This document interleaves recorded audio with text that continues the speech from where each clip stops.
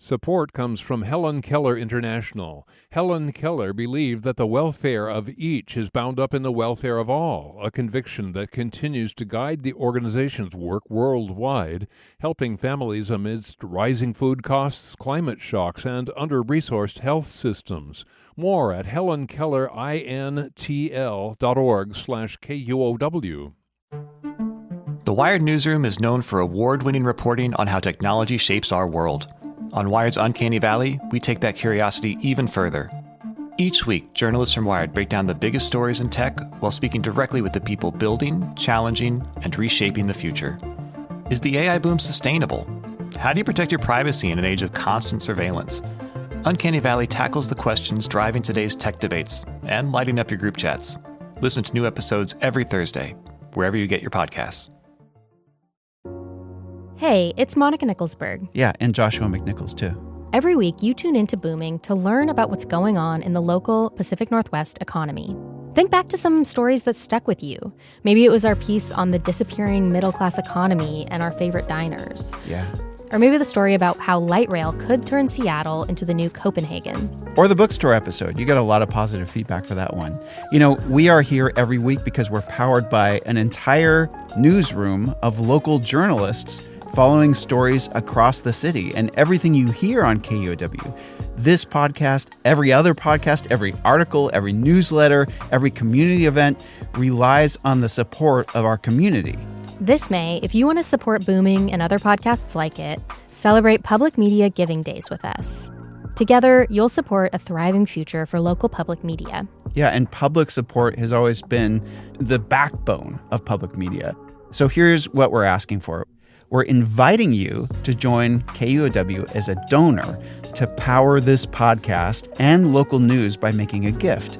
And it's a way to sort of pay it forward in your community.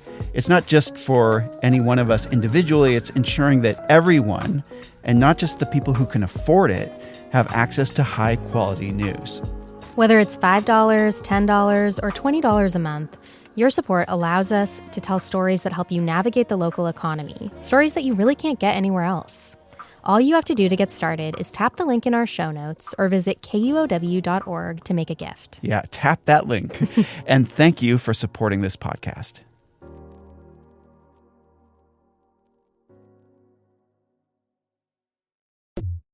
There's a lot of debate in Seattle right now over whether it's still a good place to do business.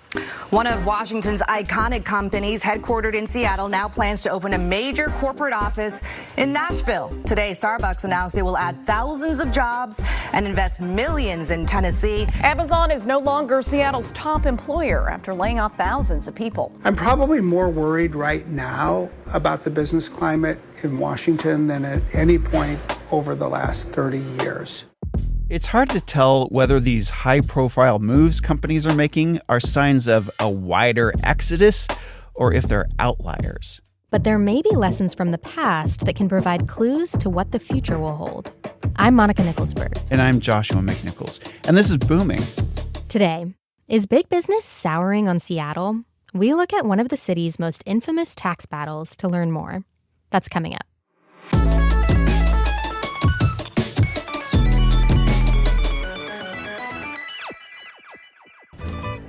Oh my God. These are our new offices? Yeah. Well, this is just the lobby. We're up there on the second floor, but yeah. These are so nice. Ooh, the fireplace. Oh, I am a sucker for an intuitive kitchen layout. So, Monica, I'm hearing a lot of debate and conversation right now about this area where we live being anti-business. You know, people are worried about new taxes, and they're worried about the way that some politicians talk about big business. That is why I am proud to join them on their picket line and proud to say loud and clear, I am not buying Starbucks and you should not either. So how seriously should we take this concern that Seattle is not a business-friendly place anymore? Well, there are a lot of unknowns here. What we do know is that Starbucks is planning to open a corporate office in Nashville for up to 2,000 employees. Now, this is a common destination for companies that want to have a Southeast logistics outpost, but it also does have a lot of people worrying if the political climate here is maybe alienating some of the people who run these big companies. You know, I saw in the Seattle Times that this office will put Starbucks within a day's drive of half of the country's consumers. So you can see why they want to have a distribution hub there. Also, there's a lot of talent in Nashville, and the city seems to be sort of rolling out the red carpet for businesses. But I can also see how the timing of this announcement, with all of the new taxes being debated in Washington state, could lead people to draw conclusions that the two things are related. Yeah, companies, like individuals, usually move for more than one reason. Right. So we should be careful about drawing conclusions. But we've been in a kind of similar position before. It sounds like we're going to get into some history here. You know I love history. So almost a decade ago, Amazon and the Seattle City Council got into this protracted political battle that led the company to open an outpost in Nashville and a second headquarters in D.C. Nashville again, so some clear parallels there. Yeah, though, again, we should note that there are some big differences. Amazon was mostly sparring with the city of Seattle, whereas the taxes and policies that some in the business community are spooked about today are more happening at the state level. And Amazon isn't Starbucks. The companies are different in a lot of ways. Right. Also, Amazon isn't growing nearly as fast today as it was back then for a whole range of reasons that we've already covered on this show, like data center spending, layoffs, automation. But the company says that when it is hiring in this region, it's prioritizing Bellevue over Seattle. So you see a possible connection between that situation and today? I think it's at least worth examining what happened back then to see what we can learn about what's happening now. Because these questions about whether this region is still a good place to do business, they go way back. And I caught up with someone who's been tracking this since the beginning. His name is Jeff Schulman, and he's the chair of the Marketing and International Business Department at the University of Washington's Foster School of Business. He's also the former host of the Seattle Growth Podcast, and he's studied Amazon's impact on Seattle for years. So here's our conversation. Jeff, thanks for being here. Thanks for having me. So you have been watching Amazon and how it's shaped the city and city politics here for a long time. Yep. As have I in my reporting capacity. And I know that there is never a dull moment, including right now when we're seeing this real shift in where Amazon is thinking about its growth. But before we get into all of that, let's start with the positive. How has being Amazon's hometown benefited Seattle? I think that beauty is in the eye of the beholder. What's positive for some residents or businesses is negative for others. And so I think it's important to just start overall. What they did to Seattle was dramatic. They were a catalyst for a cultural, economic, and physical transformation of Seattle. The buildings all changed. The people have changed and flooded with money that was good for people who were able to tap into that, and then problematic for others who could no longer afford to live in Seattle. And so some residents see their neighborhoods completely decimated. And so that's positive for others, brand new shiny buildings, new restaurant or shop, and then really dramatically negative for others who feel like it's a death in the family. You know, they used to gather there. They used to come together in a community there. And so there are no positives or negatives. There's positives for some people, negatives for others, and those depend on who you're talking to. Maybe a better way to frame it is that it just created winners and losers in a more dramatic way than we'd seen before. Yeah, I think a lot of people say, oh, Amazon is just, for the high-paying, wealthy jobs that they've created and people come from all over and take them. But there was a cascading effect. Amazon created opportunity that then other people wanted to be near Amazon, so they also put jobs here. And then those people who had those jobs spent a lot of money at the restaurants and at the bars, at the shops. And so then there were business owners, small business owners here who benefited from it. I even talked to musicians who got to perform in Amazon's headquarters. So there was money for musicians, money for event companies, put on events for Amazon. So there was a lot of opportunity that went around beyond just the Amazon employees here. I moved to Seattle in 2014 at a time when Amazon was growing really, really quickly right in the heart of the city. And covering it at that time, I remember there was a lot of political drama. But that was many years ago at this point. So remind me exactly what all happened. Yeah, so coming out of the Great Recession, as Amazon's pouring a lot of jobs and money into our downtown, they almost also became an enemy. Seattle is in the throes of a stunning and unprecedented affordable housing and homelessness crisis. An enemy of some people in our government as they're thinking, hey, you're responsible for all this change that is leaving my constituents unhappy. Sky-high rents and soaring home prices. And so they were singled out for several things, and that kind of created what could have been a symbiotic relationship as our city and the company grow together. Amazon on Wednesday said it would spend $2 billion to create affordable homes. I am in business now because Amazon is in business in Seattle. Almost created an antagonistic relationship where they felt singled out and wondered, are they going to have to pay more than what they thought was their fair share? They made donations to candidates that they wanted to see win about a half a decade ago or so, city council candidates. Amazon has just dropped an extra $1 million into Seattle city council races, spending more than any other business or union on local elections. They really want to invest in their hometown.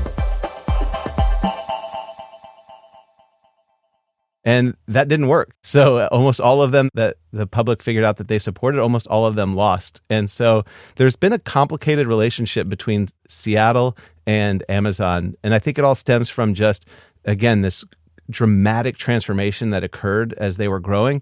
And what could have been a more symbiotic relationship sadly became one of more conflict than either would have liked. Right. And then, of course, there were the tax battles. Yep. There was a head tax that was launched originally, and Amazon threatened to cancel one of their buildings, the Rainier Tower, I believe. Vote, Amazon's vice president said in a statement that the head tax was forcing the company to question its growth in Seattle. Republican State Senator Joe Fain tweeted, "If you don't like where Seattle is headed, you do have options."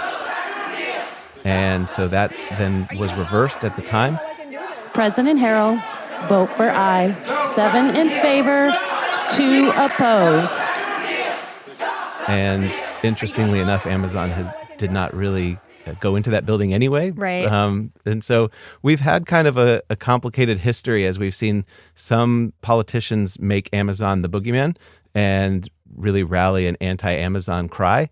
And now we're seeing that might have worked. And we're seeing that they've invested in beyond Seattle. They've invested out in Bellevue. They've invested in cities around the country. And that growth doesn't seem like it's going to be here in the next 10 years like it was the previous 10. Yeah, and I want to get into that, but I also just want to mention that even though the head tax died pretty dramatically, the city of Seattle did end up passing a payroll tax on the city's largest employers, and Amazon is the biggest payer of that tax. Covering this, the thing that you would hear kind of behind the scenes is like, we can't just be Seattle's ATM. Amid all of this, Amazon started saying privately and then less privately that it's going to focus its future growth, like you said, on Bellevue, on the east side of Lake Washington.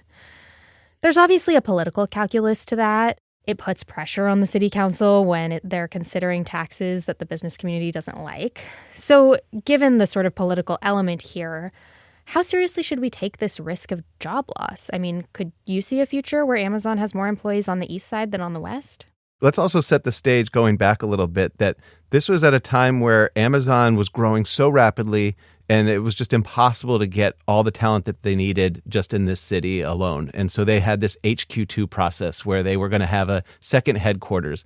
And it was... How could I forget the HQ2 process? Welcome back. It has been a year since Amazon announced the company is searching for a second headquarters, yet the location is still a mystery. 238 cities applied: Atlanta, Los Angeles, Philadelphia, Boston. And it was all the rage. Like cities all around the country were rolling out the red carpet, sharing all these incredible economic incentives. Please, please, please put your jobs here. Amazon is going to bring $5 billion in investments to this magic city and 50,000 jobs with an average annual compensation of $100,000.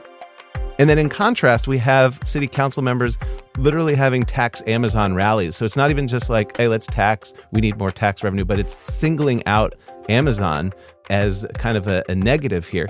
And so the contrast was pretty severe at that time and made, I believe, and I would have to guess, made them question, like, where do they want to grow and can they have a sustainable future here in Seattle when there is open antagonism to them at some levels within our government. And so I think back then we saw them start to diversify. And then now I think I could absolutely see a future where Amazon is really in Bellevue more so than Seattle. I mean, you see what helped Amazon grow here in Seattle, and it was just people wanted to live here, people wanted to work here, people wanted to play here. And you still see that, but you're also seeing that in Bellevue more than previously. And you're also seeing that when Amazon came to Seattle, Google came to Seattle, Meta came to Seattle, but all of these tech companies are also expanding in Bellevue as well. And so there's not the same penalty that they would experience for growing in Bellevue as they would have historically when people wanted to live and not have to cross the bridge. I remember when I was covering the HQ2 process, Amazon announced it was picking Washington, D.C. and New York City. And there was a huge protest in New York that there were folks saying the same things you hear here, that we don't want Amazon driving up our housing costs and they're not a good neighbor and they shouldn't be getting tax incentives. Amazon, take that welcome mat that was rolled out for you yesterday, put it back in the package it came in, and send it back to Seattle where it belongs.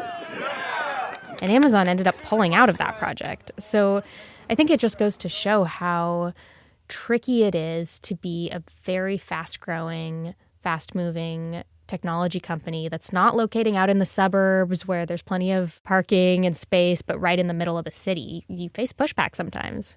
Yeah, and that's the interesting thing is that if you ask people at Amazon as they're asking for economic incentives or asking to not be taxed, singled out for taxes, they're looking at it and thinking, we're doing you a favor. Most companies had these big suburban campuses and people would come and they would eat on the suburban campus. And it was just, they took all the people and the money and came out. And now here, Amazon put all these jobs in the center of Seattle where they purposely didn't give them lunch and people would be out in Seattle spending their money at Seattle businesses, then staying out afterwards for happy hours. And so they brought a lot of money into the city and they're wondering, why are you mad about it? Yeah, and then the contrasting example is Microsoft, which is on the east side and has the very traditional big tech campus. But now it seems that Amazon is saying, look, that didn't work out. Seattle is not the place where we want to grow. Our real HQ2 is going to be Bellevue and the east side. And I guess the reason I'm asking about the political calculus here is because we're not in an environment anymore where Amazon is growing at the rate that it was when a lot of these political battles were happening. I think it's easy to say, we're just not going to add any more jobs in Seattle when you don't actually really want to add any more jobs anyway. I mean, Amazon's headcount across the state of Washington declined for the first time last year. So how real is this threat to move jobs out of Seattle? Well, I think if you look at what worked and made this Seattle grow so much is that people wanted to be in these dense urban environments where they could live, work, play, all without a car or without going too far. And Amazon fed into that. That's why they wanted to be downtown, because now, hey, you get to work at Amazon, you get to live downtown, work downtown, play downtown, and that's all, it's very convenient. Now, after the pandemic, where a lot of the small businesses shuttered, and so there's not as much activity and enjoyable things to do downtown as there was 6-7 years ago, it's less appealing for Amazon. It's less appealing for Amazon's employees. And so we had a virtuous cycle where Amazon put the jobs here, people moved here, then they put more jobs here, and more small businesses came. Now we're seeing the unvirtuous cycle. I don't know what the right word is there. But this vicious cycle is where they're not putting people here. The small businesses can't survive like they used to before. And so we're seeing it's not as attractive. And so, yeah, I think this threat is very real. And if Amazon becomes a larger presence in Bellevue, I mean, that could create some of the same kinds of issues that we've seen here in Seattle, right? A real estate crunch, traffic. Won't Amazon just face the same kinds of tax fights that drove the move in the first place over there? Because eventually you would think that people would start looking to Amazon to pay a higher share of taxes to mitigate some of those challenges that come with having this big, wealthy company in the middle of your city. What's to stop history from repeating itself on the east side? Yeah, that's a great question. I think part of it is we're not going to see the same pace of change and growth that we saw. That's the tech industry is now where it used to be how many people you're hiring was a sign of strength that helped their stock prices and helped build confidence. Now it's how many people you're laying off is really being rewarded in the stock market. And so there's a retraction across tech, and I just don't think we're going to see that thousands and thousands of jobs coming every year that we saw during the boom here. It's so interesting to think of that as a moment in time, because I remember at the time it seemed like tech was going to keep growing forever. Yeah. And I think this is just a lesson that, if you don't like the way things are, wait. I mean, things are always changing. It felt while we were in year 6, year 7 of the boom that this would never end. Then COVID hits, then the tech layoffs hit, and now we're like, oh, maybe that wasn't so bad, having money moving into Seattle and businesses opening up every time instead of closing.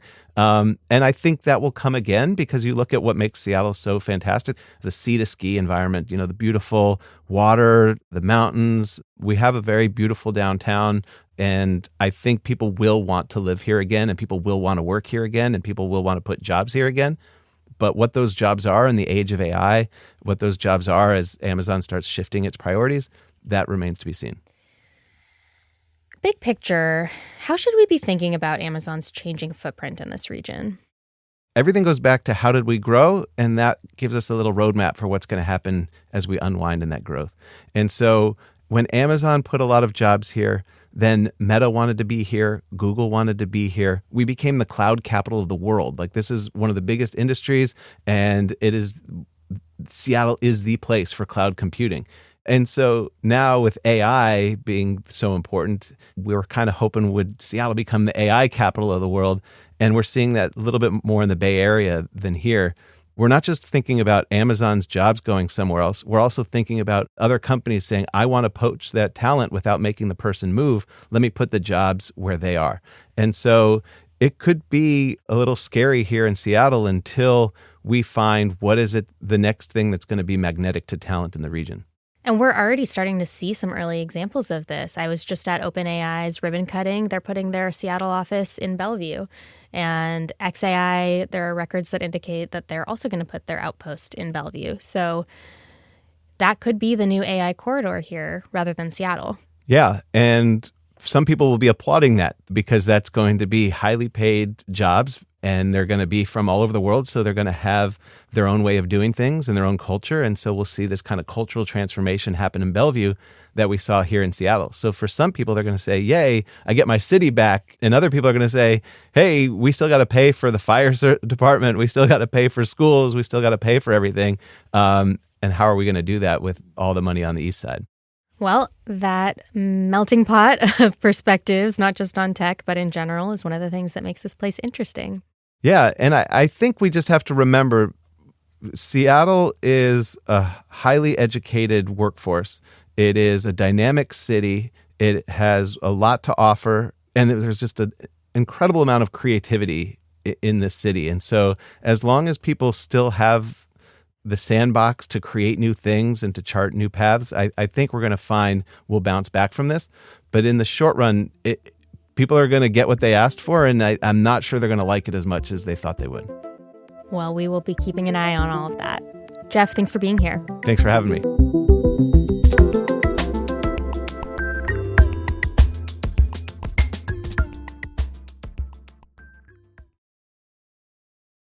Support comes from Helen Keller International. Last year, nearly 84 million children and families received life-saving care from generous supporters, but the need remains urgent. Learn more about ways to help continue to build a healthier world for all at helenkellerintl.org/KUOW. You know, every day on Up First, NPR's Golden Globe-nominated morning news podcast, we bring you 3 essential stories. At the heart of each story are questions. What really happened? What really mattered? What happens next? At NPR, we stand for your right to be curious and to follow the facts. Follow Up First wherever you get your podcasts, and start your day knowing what matters and why. Monica, it's so interesting to think back on that time. You know, the HQ2 search in particular. I was in New York when some of those protests were happening. So it's funny we didn't run into each other. I had gone to D.C. for the first announcement, got on a train, got off the train in New York, took the subway straight to Queens where the protest was happening. And then I stood on my suitcase so I could see above the crowd. Oh, I love it. I love it. So, what do you think we can learn about Starbucks and this debate that we're having right now about whether Seattle and Washington are still good places to do business from that history? I think there are 3 big things that I took from this conversation. One is, it's easy to feel like everything is changing right now, but this is actually just the latest in a series of debates that stretched back more than a decade. Right. When I thought about when I moved to Seattle and the fact that that's more than a decade from now, it was a little bit of a jump scare. Second, there's always been this tension, right? Educated, talented workforces tend to cluster in cities with a vibrant, cultural scene with stuff that they want to do. And companies want to be where those workers are. But sometimes that means clashing with the governments that they elect. Yes. But the third thing is these companies do have more freedom than ever to choose where they want to be. The rise of remote work means that they don't have to be where their workers are necessarily. And the current labor market means that companies are not really as willing as they used to be to bend over backward for talent. So if the political rhetoric pushes them too far, like happened with Amazon, I think that can become a factor in their calculus of where to put jobs. And what are the consequences if that happens? Well, the tax base can shrink. We started to see signs of that maybe happening last year when the payroll tax that relies heavily on Amazon had a big shortfall. Yeah, that tax has proved kind of volatile. What's happening here feels like it represents a broader trend of economic populism. I mean, it kind of reminds me of the negative reaction we're seeing around the country to data centers and AI. Yeah, and in Seattle, the city council is now exploring a data center moratorium. That's true. This tension between big tech and some local governments is a reflection of what's happening more broadly in the economy. We have this affordability crisis. People see wealth and power concentrating in very few hands, and it feels like it's only going to become more extreme with the rise of AI. And there's a reaction. All around the country, we're seeing these new ideas of ways to tax wealthy individuals and corporations. Sometimes I wonder if there could be some upsides for cities if the Amazons of the world spread themselves out more. Amazon evolved from a company with a headquarters in one city to a company with many smaller headquarters in many places. Here in the Seattle area, some of the concern was just that Amazon grew so much, so quickly, that we didn't have time to respond to some of the negative effects, like skyrocketing housing costs. Yeah. And it seems like if it were spread out more and grew a little slower in each place, maybe it wouldn't be such a big shock to people. It kind of reminds me of when you need to change the water in an aquarium.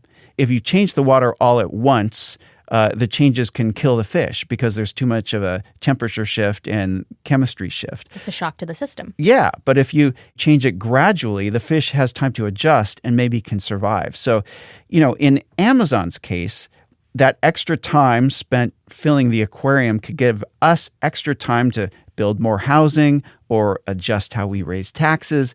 It gives policy time to catch up with the major changes. There are definitely people who feel that way, and we may get a bit of a natural experiment here as Amazon does slow down in Seattle and grows in other places. Yeah. There are also people who just feel like Seattle was better off before Amazon planted its flag in the middle of the city.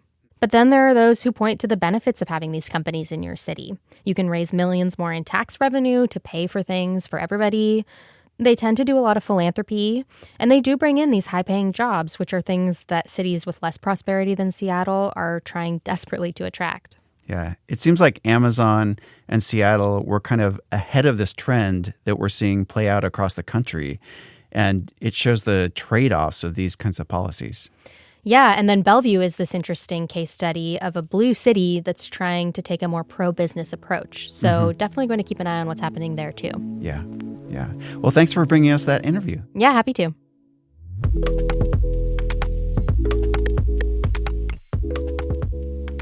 That's it for Booming. Thanks so much for listening. And I got to say, we're getting a lot of feedback on the bookstore episode. People love sharing the books they're reading. Mel mentioned that The Last Town on Earth, which is the book I'm reading, was a favorite of theirs. They read it during the pandemic because it is about a pandemic. Yeah, that's why Emily St. John Mandel got a big boost at that time, too. Yeah. She wrote Station 11. Yeah, and another person said he was going to swing by the library on his way home and get that book for his wife. That was Rick. If you want to get in touch with us, you can email us at booming@kuow.org or leave us a voicemail at 206-221-7158. We always love to hear from our listeners. Also, special thanks to people who are donating to the show. You may have heard us at the very beginning asking for you to go to KUOW.org/booming to support us there. It helps keep this podcast going. Thanks. Our producers are Lucy Suchek and Alec Cowan. Our editor is Carol Smith. I'm Monica Nicholsberg. I'm Joshua McNichols, and we'll see you next time.